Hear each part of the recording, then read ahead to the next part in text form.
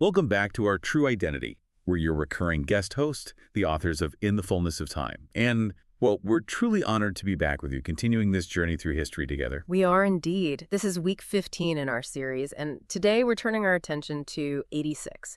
Now, if you were just looking at, say, the official Roman records, it might just seem like another year, The consulship of Lepidus and Aruntius, standard stuff. Right? Business as usual for Rome, maybe. But for us, for anyone tracking God's providence, 86 it's monumental. It's really a breaking point. It absolutely is. In our work, we really define 86 as that year where the whole scaffolding, the sort of fragile human attempt at power in Judea, specifically the pretense of native rule, it just completely collapsed. God. And we need to understand this isn't just political reshuffling. This is God clearing the stage. Yeah. It's setting the scene, making the deep, desperate need for a true king absolutely undeniable. The whole year is just vibrating with this intense tension.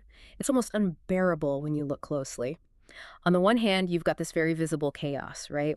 A failing puppet government under Archelaus, the threat and reality of imperial violence, a population just simmering with unrest. You can feel it building. But on the other hand, unseen by Rome, unseen by most people probably, there's the steady, quiet, unstoppable work of God's timing, his providence unfolding, meticulously preparing the world, this specific moment, for his son. And that tension, that pull between worldly power and divine purpose, it speaks so directly to our own identity struggles today, doesn't it? It really does. Think about it. The people of Judea, they were fighting for sovereignty, for control over their own destiny, their land. They desperately wanted permanence for their traditions, security. A king who would finally make things right, make them feel whole and safe. They were looking for an identity defined by, well, worldly success, political stability. And isn't that us? We look for that same control, that sense of achievement that will last, that security, in a world that, let's face it, feels like it's constantly shifting under our feet. It often betrays our hopes. Exactly. So what 86 shouts across the centuries is this. When human systems, human leaders, human plans for security fail so spectacularly that very failure points us to our deepest longings, it underscores why we need the one king, the only one who will never fail us. That's the heart of it. So let's dive into the turbulence, the specific events of 86 that really highlight why this moment was, as Paul says, the perfect fullness of time. Okay, so the story of 86 really has its roots about 10 years earlier, right after Herod the Great finally died. It was a messy succession, to put it mildly. Always was with the Herods. Indeed. His son, Archelaus, was eventually granted the title of ethnarch. Now that sounds fancy, but it basically means ruler of the people. He got control over the core territories, Judea, Samaria, and down south, Idumea. And that title, ethnarch, it held out a promise, didn't it? A hope for some measure of self-governance, a connection, however flawed, to a native dynasty. It did. But Archelaus almost immediately proved just how futile it is to place your hope in these earthly dynasties. He wasn't just flawed, he was, well, brutal. He cast a long shadow, even for a son of Herod the Great. And the memory that really defined his entire 10-year rule, a thing people couldn't forget, happened right at the very beginning. Yes, that's crucial. Picture the scene. Herod the Great is dead. Jerusalem is absolutely packed. Pilgrims are flooding in for Passover, the highest festival of the year. The air is already electric, People are mourning, yes, but they're also angry. They're demanding relief from Herod's crushing taxes, his cruelty. So Archelaus inherits this powder cake. Exactly. And does he try diplomacy? Does he try to listen, to calm things down? No. He shows the worst of the Herodian instincts. He reaches for force. And this wasn't just some street clash, was it? This was something far darker, a trauma that lodged itself deep in the collective memory. It was a desecration, a profound violation. The crowds were gathered right there in the temple courts, the holiest ground in all Judaism. They were mourning people Herod had executed, and yes, they were demanding political changes. Archelaus saw it only as rebellion. So he sent in the soldiers. Right into the sacred precincts. Unthinkable. Josephus, our main source for this period, tells us the result was horrific. The sound of Passover hymns turned into screams. He reports 3,000 people were cut down, slaughtered, right there on the temple pavement, the stones meant for prayer and sacrifice. 3,000. The blood mingling with the prayers. That image, that reality that Archelaus was willing to turn God's house into a slaughterhouse, it clung to him. For 10 long years, that memory defined him in the eyes of the people. He was no shepherd of Israel. He was a butcher. That act just started the clock ticking on his rule, didn't it? The people despised him, saw him as illegitimate, a tyrant. But Rome put up with him for a while. Well, Rome's calculus was different. They tolerated him as long as he maintained a semblance of order, even a brutal order, and crucially, as long as the taxes kept flowing into the imperial coffers. That was the bottom line for Caesar Augustus. So what finally broke the camel's back in 86? Why did Rome suddenly decide enough was enough? It seems the complaints just reached a boiling point. They became undeniable. We're told that delegations of Jewish leaders, prominent citizens, priests, people respected in the community, they couldn't take it anymore. They decided on a drastic step. They went over his head. Yeah. Directly to the emperor. Yes. They undertook that long, difficult, expensive journey across the Mediterranean Sea to Rome itself. And this wasn't just one angry letter. They sent petition after petition piling up before Caesar Augustus. Imagine that voyage. Weeks at sea, carrying documents, testimonies detailing every specific instance of Archelaus' cruelty, his greed, his sheer incompetence, his erratic behavior. They were essentially begging the foreign emperor, the conqueror, to remove their own native ruler. What an indictment. A total indictment. And Augustus was nothing if not pragmatic. He wasn't motivated by sympathy for Jewish suffering or respect for their religious sensibilities, not at all. He just wanted stability. Precisely. He had tolerated Herod the Great, despite his monstrous reputation, because Herod, for all his faults, was strong. He kept the eastern frontier secure, generated massive revenue, and generally kept things quiet, albeit through terror. Archelaus, on the other hand, was just generating chaos, constant unrest, complaints, instability. That was bad for business, bad for the Roman image of providing peace, the famous Pax Romana. So Archelaus became a liability. He wasn't fulfilling his function as an effective client ruler. He had failed Rome. The calculation was simple. The risk of keeping him now outweighed any benefit, so the imperial decree came down. Archelaus was summoned to Rome immediately. Can you imagine that moment? Yeah. The summons arrives. He has to go. The humiliation must have been profound. He stands before Augustus, likely expecting a reprimand, maybe a warning. Instead, he's stripped of everything. His title, his authority, the symbols of his power, the robes, the seal, probably his personal guard. Everything. And then exile. Not just retirement nearby, he was banished. Sent off to Gaul, which is basically modern-day France, a relatively quiet, distant province, far from the political heartland, far from any power base where he might stir up trouble or dream of a comeback. His power just evaporated, gone overnight. The man who had spilled blood to grasp his father's power found it slip through his fingers, reduced to nothing.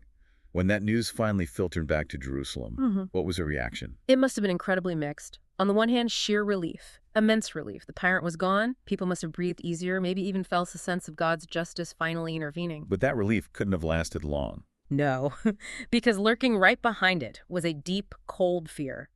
Rome hadn't acted out of benevolence or newfound respect for Jewish autonomy. They had acted to consolidate their power, to assert their control more directly. And everyone knew Rome's direct hand would likely be far heavier, far more efficient in its oppression than Archelaus' clumsy brutality. So the exile of Archelaus wasn't liberation. It was the end of an illusion. The very last shred of pretense that Judea had any kind of meaningful self-governance under a native ruler was just torn away, finished. And this is where it connects back so powerfully for us, you know? We look for deliverance in worldly systems, in charismatic leaders, in political movements. Even in our own carefully constructed plans for security and control, we build these scaffoldings of hope. And AD 6 just shows us, with brutal clarity, how those worldly hopes inevitably buckle. They betray us, or they simply collapse under their own weight, like Archelaus' rule. His spectacular failure isn't just ancient history, it's a mirror. It highlights why we desperately need a different kind of king. A true king. A righteous king. One who cannot fail. And with that Herodian illusion shattered, Rome didn't waste any time moving in to fill the vacuum, solidifying its grip completely. Right. So Archelaus is gone. Exiled to Gaul. What happens next on the ground in Judea? Rome moves decisively. Augustus doesn't appoint another ethnarch, another client ruler. No more experiments with the Herodian dynasty in Judea. Instead, he places the entire region, Judea, Samaria, Idumea, under the direct, unmediated administration of a Roman official. And this official had a specific title. Yes, a prefect. Sometimes translated as governor, but prefect really captures that sense of a military and administrative official dispatched from the center. And crucially, this prefect wasn't autonomous. He reported directly to, and was ultimately answerable to, a much bigger fish. Publius Sulpicius Quirinius. Quirinius. He was the governor of Syria, wasn't he? A major figure. A very major figure. Syria was one of Rome's most important provinces, large, wealthy, strategically vital on the eastern frontier bordering Parthia. Its governor commanded multiple legions. So, putting Judea under the authority of the Syrian governor meant integrating it firmly into the Roman military and administrative machine. This was a fundamental shift then, not just swapping one ruler for another, but changing the whole structure of power.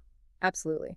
Under Archelaus, even though he was awful, there was still technically a native buffer. He was Jewish, part of a local dynasty, however corrupt. People could, in theory, petition him using their own customs and language now. That buffer was completely gone. So Judea effectively becomes, what, just another Roman province? Exactly. It's formally annexed. Reduced to the status of a conquered territory, directly governed by Roman outsiders who had zero understanding of the Jewish covenant, zero sympathy for the religious laws, zero shared history or faith. It was purely about imperial control. That must have felt devastating. A seismic shift in their daily reality and their identity. Can you unpack the difference in power, the feel on the ground, between having an ethnarch like Archelaus and a Roman prefect? It's a huge difference. An ethnarch or a client king, even one imposed by Rome, still operated within a somewhat local framework. They often managed local courts, dealt with religious matters, carefully of course, and maintained some local administrative structures. There was a degree of familiarity, even if it was oppressive. The prefect. A prefect was different. He was a Roman magistrate, an outsider, appointed by Rome, loyal only to Rome. He arrived not with local advisors, but with his own staff. His own soldiers, Roman soldiers, speaking Latin and Greek. His authority was primarily military and fiscal. So these prefects weren't coming to integrate or understand, they were coming as enforcers. Precisely. They arrived with the visible symbols of Roman power. Legionary detachments, military standards topped with the Roman eagle, which, for pious Jews, was a deeply offensive symbol, representing Rome's claim to divine authority and its pagan gods. An idol, effectively marching through their land. That's how many would have seen it. And the prefect's mandate was brutally simple. Two things. First, maintain absolute order. Crush any dissent immediately. Second, ensure the steady, efficient collection of taxes and tribute flowing back to Rome. That was it. Justice, local customs, religious sensitivities. Irrelevant, unless they interfered with order or revenue. So, for the average person living in Jerusalem or the villages of Judea, what did this look like day to day? It meant the constant, unavoidable presence of foreign power. Roman soldiers patrolling the streets, their hobnailed sandals echoing on the stones. It meant disputes being settled not by familiar Jewish courts according to Torah, but by Roman magistrates applying Roman law. It meant taxes being assessed and collected by officials backed by Roman force. A constant humiliation. A constant humiliation. Our sources really capture this feeling of being occupied, of being colonized in their own homeland. It's often described as exile at home. You're living on the sacred soil promised by God to Abraham, Isaac, and Jacob, the land of the temple. But every single day, you are reminded that you are subjects of a foreign, pagan empire. The conqueror's shadow falls everywhere. This oppressive weight, this sense of foreign domination, it seeped into everything. The marketplace, the synagogue, family life. That fragile sense of self-determination, which had flickered even under Herod, was now completely extinguished in Judea. But you mentioned a geographical distinction earlier. While Judea was feeling this direct Roman boot, things were slightly different up north. Yes, and this is crucial for the story of Jesus. Far to the north, the region of Galilee, where Nazareth was located, remained under a different arrangement. It wasn't given to the prefect. No. It remained under the control of another of Herod the Great's sons, Herod Antipas. He wasn't given the title of king or even ethnarch. He was a tetrarch, meaning ruler of a fourth part, a lesser title, governing a smaller territory which included Galilee and Perea across the Jordan River. So Antipas was still a Herodian, still a client ruler, but technically not under the direct thumb of the new prefect in Judea. Correct. Antipas was certainly ambitious and could be cruel in his own way, think later of John the Baptist. He ruled firmly in Rome's interest, but his administration provided a vital, albeit thin, layer of insulation for Galilee. It meant that the day-to-day running of things, the local courts, the tax collection, though still ultimately for Rome, felt slightly less foreign, less directly oppressive than down south. And this had direct consequences for the Holy Family. Absolutely. It provided a temporary but incredibly precious measure of stability for Joseph, Mary and the young Jesus, who, remember, is about 10 years old at this time in 86. They could continue their lives in Nazareth, Joseph working as a tecton, Mary managing the household, Jesus learning and growing without the constant grinding presence of a Roman prefect and his bureaucracy breathing down their necks quite so directly. So a pocket of relative calm, maybe? Relative is the key word, because that stability was intensely fragile. Everyone in Galilee, including Joseph and Mary, would have known what just happened down in Judea. They knew Antipas only ruled because Caesar allowed it. His favor was brittle. They knew the axe could fall anytime. Exactly. If Judea, the religious and historical heartland, the site of the temple, could be reduced to just another Roman administrative district, then no part of the land was truly safe. That underlying insecurity, that constant awareness that the empire's power was absolute and could crush them at any moment, it was pervasive, even in Galilee. So even the relative peace was shattered by fear. And this political reality, this loss of autonomy in Judea and the fragility in Galilee, it must have had deep spiritual consequences. Profound consequences. And perhaps not the ones Rome expected. It didn't just lead to sullen despair or quiet assimilation. For many, it did the opposite. It dramatically sharpened and deepened the collective longing, the desperate hunger for the Messiah. The political failure fueled the spiritual hope. Precisely. Those ancient promises from prophets like Isaiah and Micah, promises of a coming king from David's line, a kingdom of true peace and justice, the overthrow of oppressors. These weren't just comforting scriptures anymore. They weren't abstract theology. They became urgent, burning, living hopes. Whispered in homes, maybe? Chanted more fervently in the synagogues? You can imagine it. People clinging to those promises like lifelines, reciting the Psalms of Lament with new fervor, pleading with God. They weren't just asking for a better governor or lower taxes anymore. The cry went deeper. It was a plea for divine intervention, for God himself to act, to send his king, the true king, who could finally break the yoke of empire and restore God's sovereignty over his land and his people. The loss of earthly power made the need for heavenly power inescapable. And Rome, in its very attempt to secure total control, to make everything orderly and taxable, ironically provided the perfect catalyst for the next explosion, the act that would push things over the edge. The census. The census of Quirinius. Okay, so Rome has installed a prefect. Judea is now effectively a province under Syria. What's the first major act of this new administration? The first big province-wide action, overseen by the powerful governor of Syria himself, Quirinius, was to conduct a census, a detailed registration of every person and, crucially, all their property. Now, from a Roman perspective, this makes perfect sense, right? Yeah. Standard imperial procedure. Absolutely standard. You take over a new territory, you need to know who lives there, what resources are available. It's about administrative efficiency, it's about establishing control, and most importantly, it's about taxes. You can't levy taxes accurately and systematically unless you know exactly who owns what and how much. Land, livestock, houses, businesses, everything needed to be assessed for its revenue potential. Order, control, revenue. The Roman trifecta. That's right. For Quirinius and Augustus, this was just good governance, bureaucracy 101. But for the Jewish people living in Judea, this wasn't just bureaucracy. You described it earlier as a devastating spiritual wound. Why was being counted, being registered by Rome, so deeply offensive? It feels like more than just annoyance at paperwork. Oh, it was far, far more. It struck right at the core of their covenant identity, their understanding of who they were in relation to God and the land. How so? According to their foundational beliefs, the land of Israel belonged to God. He was the true owner. They were his tenants, stewards of his land. Therefore, their lives, their labor, the fruits of the land, the ultimate tribute was owed to him alone. So the census felt like a direct challenge to God's ownership. Exactly.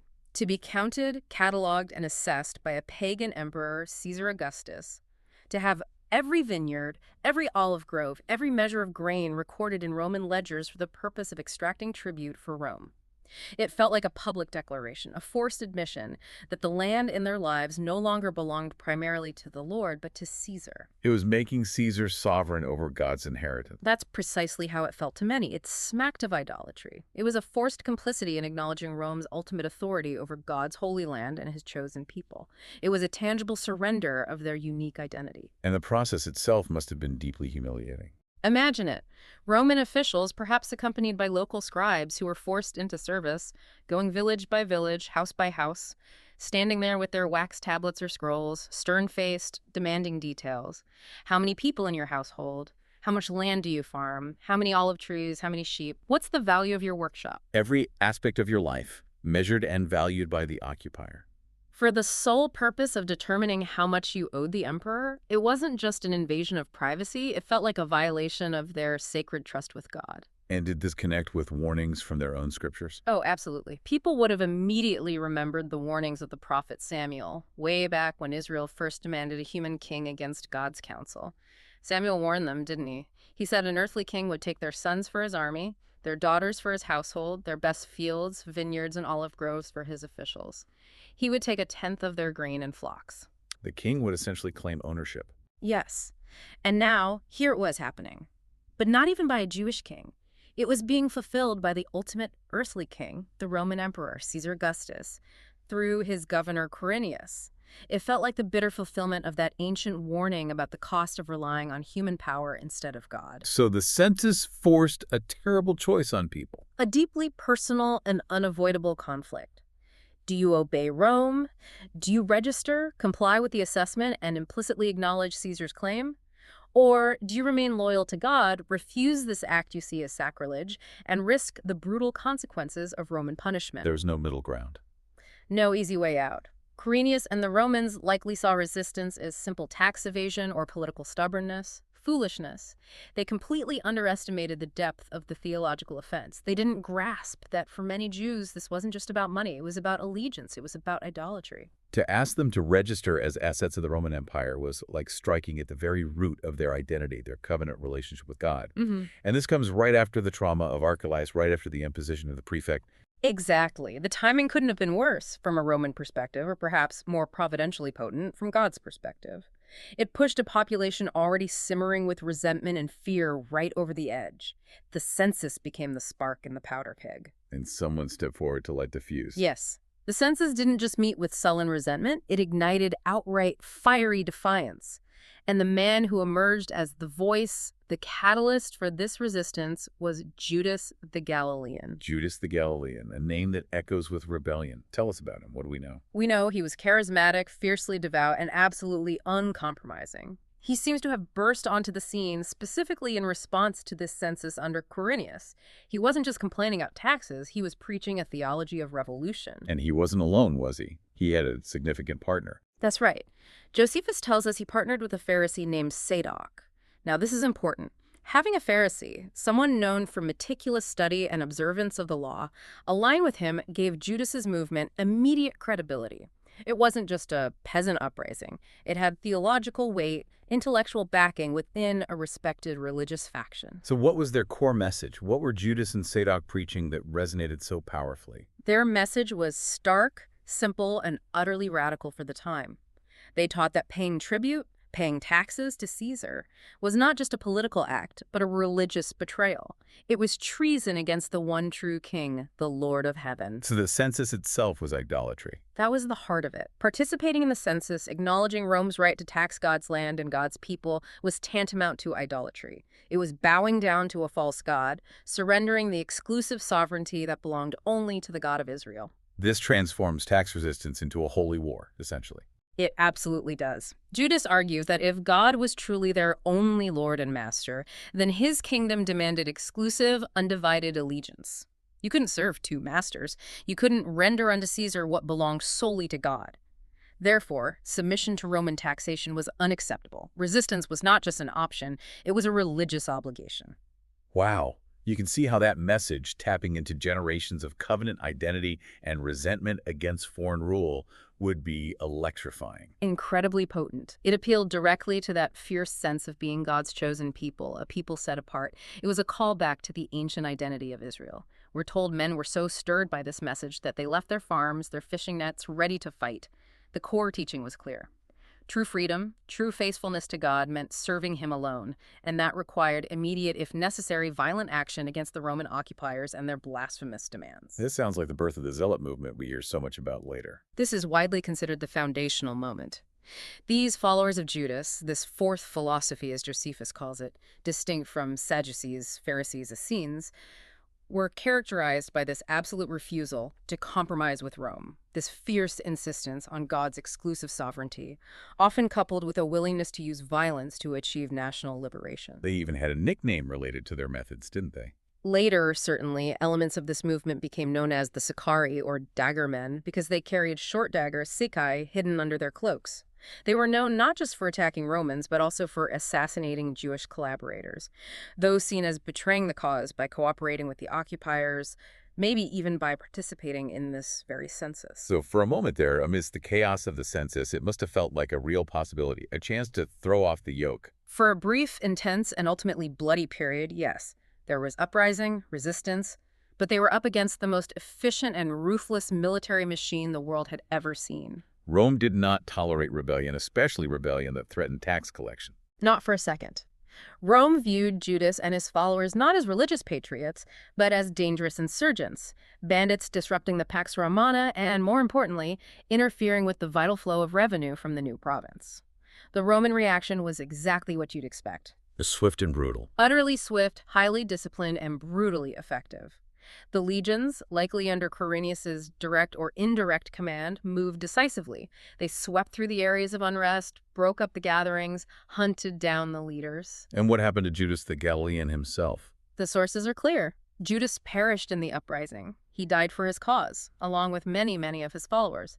Josephus speaks of significant bloodshed. Crucifixions likely followed, the standard Roman method for dealing with rebels and making a terrifying example. The revolt was crushed, utterly suppressed. So politically, militarily, it was a failure. Another failed attempt to gain freedom through force. A catastrophic failure in those terms. It ended in death, destruction, and likely even harsher Roman measures in its aftermath.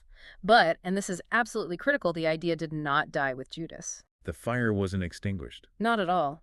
Though the initial revolt was crushed, the spirit behind it, that uncompromising creed of no king but God, it endured. It went underground, perhaps, but it simmered. This bloody suppression in 86 didn't end the zealot sentiment. It arguably birthed the zealot movement as an ongoing force in Jewish life. So Judas's legacy was that fire of resistance. Yes, his defiance, his willingness to die rather than submit to what he saw as idolatry became legendary. That fire was carried forward by others, flaring up again and again over the next decades. It defined Jewish identity for a significant portion of the population through resistance, through absolute non-compromise. And ultimately, this path led. Ultimately, this trajectory, set in motion by the census of 86 and the revolt of Judas the Galilean, put Judea on the long, tragic road toward the Great Rebellion against Rome in AD 66, which culminated, as we know, 4 years later in AD 70 with the total destruction of Jerusalem and the Second Temple. The desire for God's kingdom became tragically and inextricably linked, for many, with political violence and revolution. A devastating legacy born from a tax registration. It's astonishing, isn't it? And here, again, we have to hold this incredible tension. Because while all this fire and fury, this political maneuvering, this imperial crackdown, this desperate, violent striving for freedom is consuming Judea, we have to shift our gaze just a few miles north. To that small, seemingly insignificant village. To the quiet, contrasting rhythms of Nazareth. The contrast is just staggering when you put it side by side. Down south, you have exiled rulers, Roman prefects, census takers, bloody revolts, the birth of a movement defined by violent resistance. Everyone grasping for control, convinced that political power or armed struggle holds the key to the future. Empire straining, rebels dying. And meanwhile, completely unnoticed by the emperors, the governors, the revolutionaries, the real king, the true hope, the actual future of the world, is quietly growing up in Nazareth. Utterly unseen by the world's power brokers. Nazareth itself, we have to remember, was tiny. Maybe, 200 or 300 people at most? Probably fewer. Just a cluster of houses on a hillside. Exactly. Built into the slope, simple homes constructed from the local limestone, probably whitewashed. Narrow, winding dirt lanes between them, worn smooth by generations of people and animals. Life revolving around the basics. The fields, the workshops, and the village well, the essential gathering place. Can we picture the daily life there? What would Jesus, around age 10 and 86, be experiencing? We can paint a fairly detailed picture based on archaeology and what we know of village life then. You'd hear the sounds of farming, maybe the creak of an olive press, the bleating of goats. You'd see women heading to the well, carrying clay jars, probably balanced expertly on their heads. And you'd see men working, some in the terrace fields carved into the hillsides, others in workshops, men like Joseph. Joseph the Tecton. You mentioned that title earlier. It's more than just carpenter, isn't it? Yes, that's a really important nuance. Tecton implies a skilled craftsman who worked with hard materials, not just wood, but also stone. In that region, wood wasn't overly plentiful for large-scale building, so a Tecton was versatile. What kind of things would he make? Think essential, sturdy items needed for an agricultural community. He'd shape wooden plows, maybe fashion yokes for oxen-heavy, demanding work. He might build or repair wooden doors, window frames, maybe roof beams for houses. He could also work with stone, perhaps helping build walls, carve out cisterns, or make stone vessels. His hands would have been rough, strong, skilled labor. Practical, necessary work. Not making luxury goods, but things essential for the life of the village, rooted in the community. Absolutely. Providing stability, functionality, and grounded, we assume, in the deep faith of his ancestors, the faith of David. And Mary, his wife. Her work was just as vital. The rhythm of the home. The absolute backbone. Her day would start before dawn, likely grinding the day's grain between two heavy stones, the quern, hard physical work, then kneading the dough, baking flatbread perhaps in a small clay oven outside, spinning wool, weaving cloth, mending clothes, tending a small kitchen garden, and constantly overseeing the home, including the early education of her son. Teaching him the prayers, the stories. Reciting the scriptures she knew, especially the Shema, the core declaration of Jewish faith. Hear, O Israel, the Lord our God, the Lord is one. Instilling that identity from the earliest age. So Jesus, at 10 years old and 86, is living this very normal village life, but steeped in this profound spiritual foundation. Completely immersed. We know he would have attended the village synagogue each Sabbath. Picture him there, sitting probably with the other boys, listening intently as the scrolls of the Torah, the law of Moses, were carefully unrolled and read aloud in Hebrew. And then explained in their everyday language. Yes, then likely followed by a paraphrase or explanation in Aramaic, the common tongue. He would be absorbing the foundational stories. Abraham, Moses, David. The stories of God's covenant, his promises, his acts of deliverance. He'd be learning to chant the blessings, memorizing the Psalms, the prayer book of Israel, expressing every human emotion from deep grief to soaring hope. The scriptures weren't just lessons. They were the air he breathed. Absolutely. They were the heartbeat of his identity, as we put it in our book. This was his heritage, connecting him lineally and spiritually to his people, his ancestors, and his Father in heaven. This was the bedrock. But Nazareth wasn't totally isolated, was it? You mentioned it was near a much larger, more Romanized city. That's right. While it was a small, traditional Jewish village, it wasn't completely cut off. Just a few miles away, over the hill, was the major city of Sepphoris.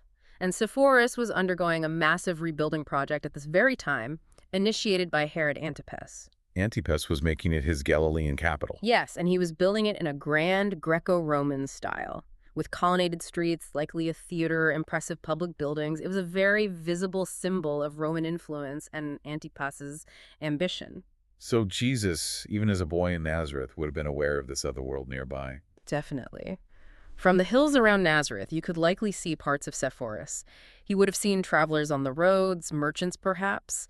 He certainly would have heard different languages spoken, not just Aramaic, but Greek, the common language of commerce and administration in the East, and maybe even Latin, spoken by Roman officials or soldiers connected to Antipas's court or projects. And Roman soldiers themselves? Very possibly. Galilee wasn't under direct Roman military occupation like Judea, but Antipas relied on Roman backing. There would have been auxiliary troops, maybe patrols occasionally passing through on the Roman-built roads that crisscrossed the region, the very roads making things like the census possible down south. Jesus would have seen soldiers in their armor. He grew up fully aware, even from a slight distance, of the weight of empire. He understood the reality of Roman power. He knew about the taxes everyone had to pay. He heard the stories filtering up from Judea, whispers about Archelaus's cruelty, the anger over the census, maybe even news about Judas the Galilean's failed bloody revolt just down the road. He wasn't shielded from the word's realities. So he's growing up in this simple, devout home, learning Joseph's trade, his hands becoming strong like his father's. He's absorbing the scriptures in the synagogue. But he's also aware of the political tensions, the Roman presence, the struggles of his people. All of it shaping him. He's growing physically strong, developing the skills of a tecton. His mind is expanding, pondering the ancient stories, God's faithfulness, Israel's destiny, the world around him. And the Gospel of Luke gives us this perfect, concise summary of these hidden years, including this time around 86. Luke 2.4. And the child grew and became strong. He was filled with wisdom, and the grace of God was on him. Simple, yet profound. While the world was focused on Rome's power plays, on Judea's turmoil, the truly world-changing event was happening quietly in Nazareth. Exactly. Even in the ordinariness of village life, the fetching water, the shaping wood, the chanting psalms, God's eternal plan was unfolding perfectly on schedule. While Caesar Augustus was counting his subjects to tax them, God was nurturing his son, the one who would truly redeem them. The ultimate fulfillment of the fullness of time was ripening, unseen by the rulers of the age. Okay, so let's bring these two threads together now. The political chaos in Judea and the quiet growth in Nazareth.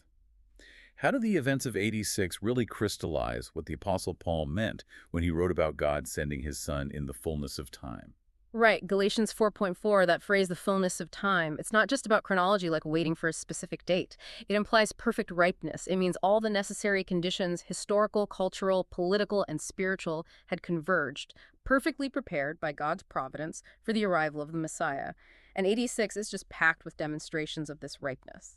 So we can see specific ways 86 define that fullness. Absolutely. We can really see it in, say, 3 powerful paradoxes that emerge directly from the events of this year. Okay, what's the first one? The first paradox is the loss of sovereignty. When Archelaus was exiled, the Herodian experiment in Judea utterly failed.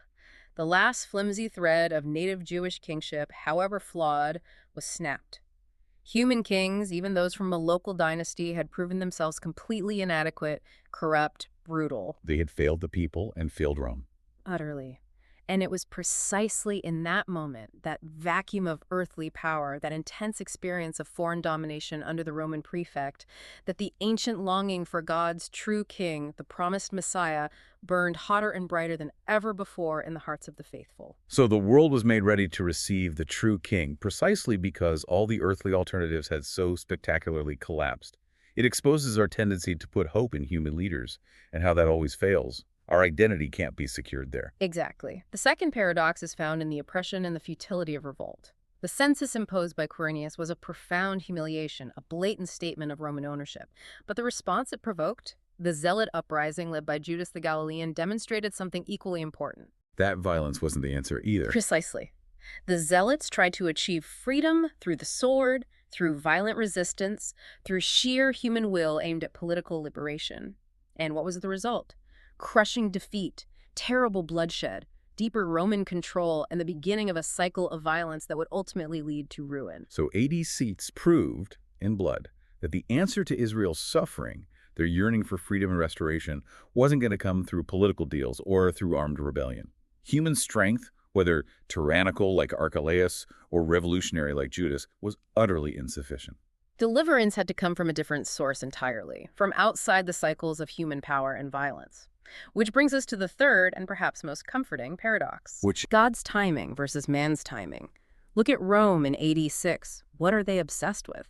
Control, permanence, stability achieved through human effort. They conduct a census to count, categorize, and control every person, every asset. They deploy legions, build roads, issue decrees. They exile one ruler, install another layer of bureaucracy. They are desperately grasping for security and permanence through meticulous organization and overwhelming force. Trying to build an empire that lasts forever through human systems. Yes. But where was God's true permanence being established? Not in Rome's imperial decrees or Syria's legions. It was found in the quiet, seemingly insignificant, utterly unstoppable growth of his son in Nazareth. While Rome was counting heads for taxes. God was nurturing the one head who would ransom the world. While Rome was assessing property value, God was preparing the one whose value was infinite, the true treasure. The greatest, most history-shaping events of 86 were not happening in the palaces of Rome or the prefect's headquarters in Caesarea or even in the hills where Judas fought. They were happening in the heart and mind of a 10-year-old boy learning his father's business. Events completely unseen by Caesar Augustus or Quirinius. Totally unseen. The fullness of time isn't measured by the rise and fall of empires or the success of human plans. It's measured by the readiness of the world for and the sufficiency of the Son. The chaos and failure of 86 didn't derail God's plan. They were part of it.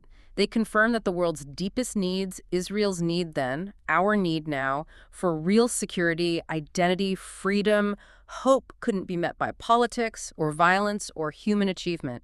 The only answer was, and is, a divine life, ripening in wisdom and grace, ready to step onto the stage at God's perfect moment.